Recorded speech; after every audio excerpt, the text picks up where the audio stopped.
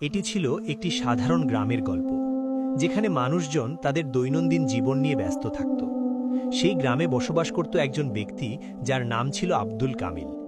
কামিলের ব্যাপারে এটা বিখ্যাত ছিল যে সে নক্ষত্রের গতিবিধি দেখে মানুষের জীবনের এমন সব রহস্য বলে দিতে পারত যা মানুষ নিজের কাছ থেকেও লুকিয়ে রাখত।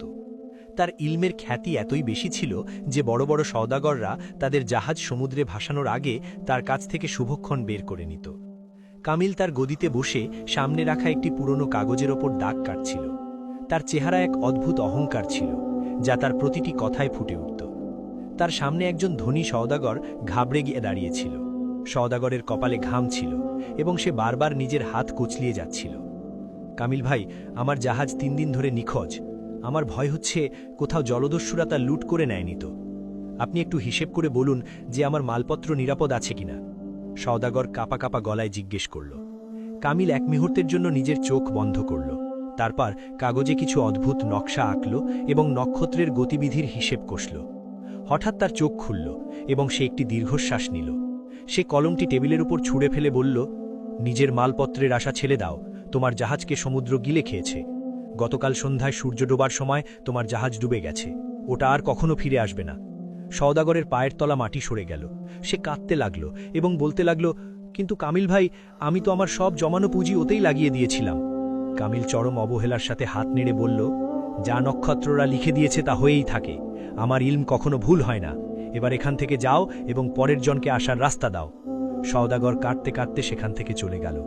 কিছুক্ষণ পার হতেই বাজারে খবর ছড়িয়ে পড়ল যে সত্যি সত্যি ওই সওদাগরের জাহাজ ডুবে গেছে এবং তার কিছু টুকরো সৈকতে পাওয়া গেছে। এই খবর কামিলের ইলমের ওপর মানুষের বিশ্বাস আরও মজবুত করে দিল। কামিল মুচকি হাসল এবং তার সাগরেরদের দিকে তাকিয়ে বলল, দেখলে তোমরা, এই আকাশের নক্ষত্ররা আমার সাথে কথা বলে। আমি যা বলে দিই, ভাগ্য সেই পথেই চলতে শুরু করে। দিন ফুরিয়ে আসছিল, এমন সময় ভিড় ঠেলে এক গরিব ও বৃদ্ধা মহিলা এগিয়ে এলেন। তার কাপড় পুরনো ছিল এবং চোখে কান্নার বন্যা বইছিল। তিনি প্রায় পড়তে পড়তে কামিলের কাছে পৌঁছলেন এবং তার পায়ের কাছে বসে পড়লেন। হে জ্ঞানের বাদশা, আমায় সাহায্য করো। আমার একমাত্র যুবক ছেলে জীবন মৃত্যুর সাথে লড়ে যাচ্ছে। হাকিমরা জবাব দিয়ে দিয়েছেন। তুমি শুধু একবার নক্ষত্রদের দেখে বলে দাও যে তার জীবনে কি আয়ু বাকি আছে, সে কি বাঁচতে পারবে। বৃদ্ধা মহিলা অনুনয় বিনয় করে আঁচল পেতে জিজ্ঞেস করলেন। কামিল সেই মহিলার অসহায়ত্বকে উপেক্ষা করে পুনরায় তার বই খুলল। সে ওই মহিলার ছেলের নাম এবং জন্মের সময় জিজ্ঞেস করল। সে যতই হিসেব কষছিল, তার কপালের ভাঁজ ততই গভীর হচ্ছিল। ঘরে নীরবতা ছেয়ে গেল।